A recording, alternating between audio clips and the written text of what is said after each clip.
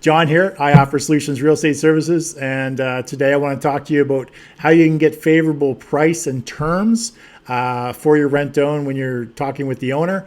And the main thing we're going to focus on is a question that keeps popping up whenever I talk about rent own with individuals looking to get into it, and that's what are the things that they need to negotiate with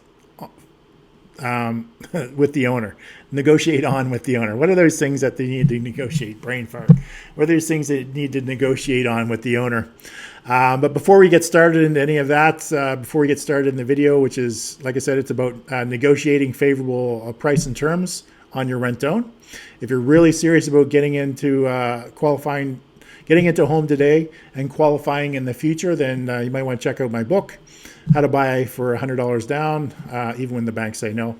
So if that's of interest to you, head over to buyfor100down.com. Grab yourself a copy. That's buyfor100down.com. All right, so let's get things rolling here. So when it comes to negotiating with the homeowner to get favorable price and terms, we all know that we need to arrive at a price and terms that works for both parties.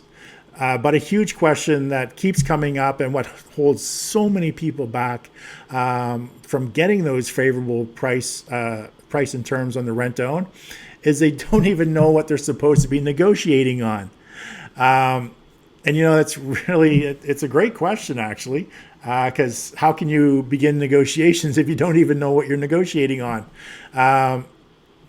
But people are really worried that they're not a master negotiator or a salesperson. That they think it's overly complicated, or they'll end up with a deal that they don't like, and it makes sense. But here's the thing. Well, one of the things is I am not a master negotiator, nor am I a salesperson. I'm a very proud introvert. But there's 5 things that when it comes to rent own, there's only 5 things that need to actually be negotiated on when you're dealing with the homeowner. Okay. Now, the first thing is you need to negotiate on the monthly payment. So how much rent and how much of the monthly payment is going to go towards your future down payment. So the first thing you need to negotiate on is how much are you going to pay every month? What portion of that's rent? What portion of that's going to your down payment? The second thing is obviously the sales price of the house. So how much you're going to buy the house for at the end of the rent-own term. The third thing is how much down payment is the homeowner going to want at the time that you sign contracts with them to take over their home for a rent-own? How much money are they going to want down? Fourth thing is what's the value of the repairs and maintenance that each party will be responsible for? Because typically in a rent-own, the person living in the home is responsible for, say, everything up to X number of dollars, and anything over and above X dollars per instance, the homeowner typically looks after. So what is that value going to be? And the fifth thing is how long is the rent-own term going to be? Which is very important. It's definitely something that you need to know before you even enter into any type of agreement. So I'm going to tell you a little story about all this in a sec. But if you're just jumping on, I've written a book. Maybe you'd be interested in. It's How to Buy a House for $100 Down, even when the bank says no. So if you're really serious about getting into a home today, and the bank has turned you down from qualifying for a mortgage, and you actually have the income for a home, and you have a little bit of a down payment, then this is something that may interest you. So it's buyfor100down.com. Head over, grab yourself a copy. And if anyone's watching this, if you could do me a huge favor, just type that website into the comments section. It'll just make it easy for everybody. So it's buyfor100down.com. That's greatly appreciated. All right. So I can remember back in 2009. Fortunately, I can still remember it. I have a terrible memory, but I can distinctly remember negotiating with an owner on a property. It's the second property I actually took over, but for whatever reason, the reason will become clear. It's one that actually sticks out in my mind. The owner's name was Florence, gentleman. It's Florencio, I think, is his real name, Florencio. I just called him Lawrence. His house is on the west end of Edmonton.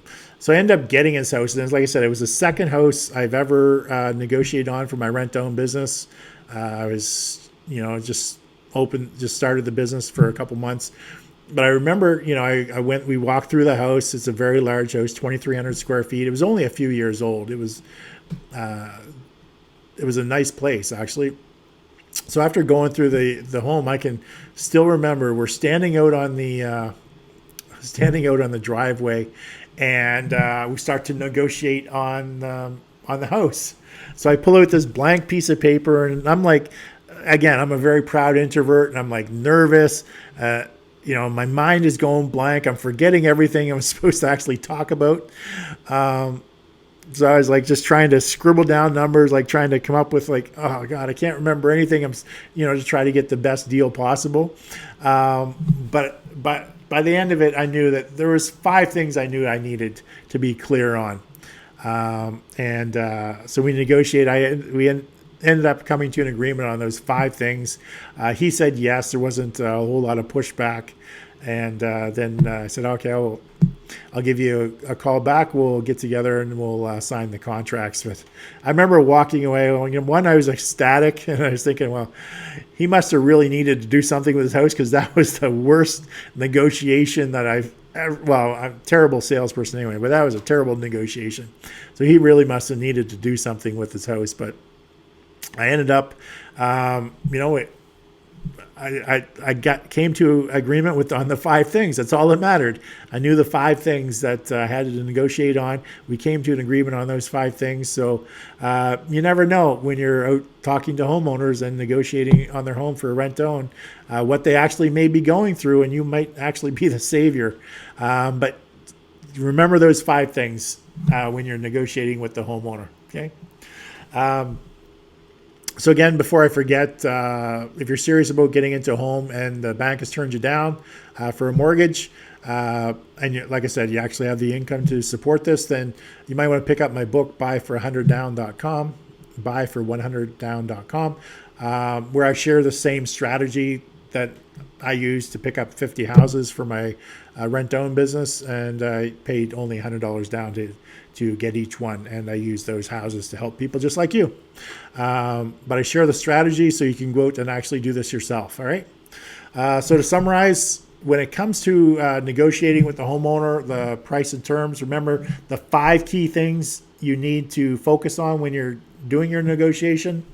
The monthly payment. So how much of that is rent? How much goes towards your down payment? The sales price, how much you're going to buy the home for at the end of the term.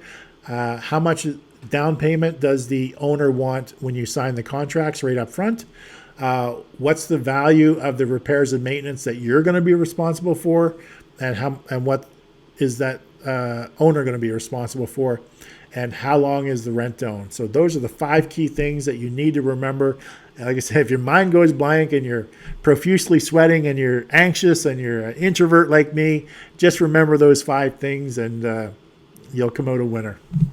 So once again, to summarize, part of the getting into home ownership when the bank has turned you down for a mortgage. If you know anything about rent-to-own and you've been following me along, there's 3 big things that you need to focus on. You need to attract the homeowner.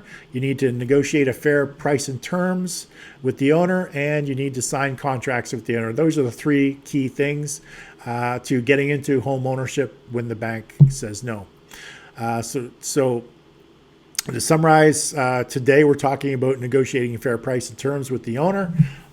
So here's the thing, it's relatively simple. So try not to make it too complicated. Like I said, a piece of paper, and just remember those 5 things. Don't overcomplicate it. You don't need to be a master negotiator by any means, because chances are the homeowner isn't either. So just stick to coming to an agreement with the owner on those 5 things. All right. So thanks again, everybody.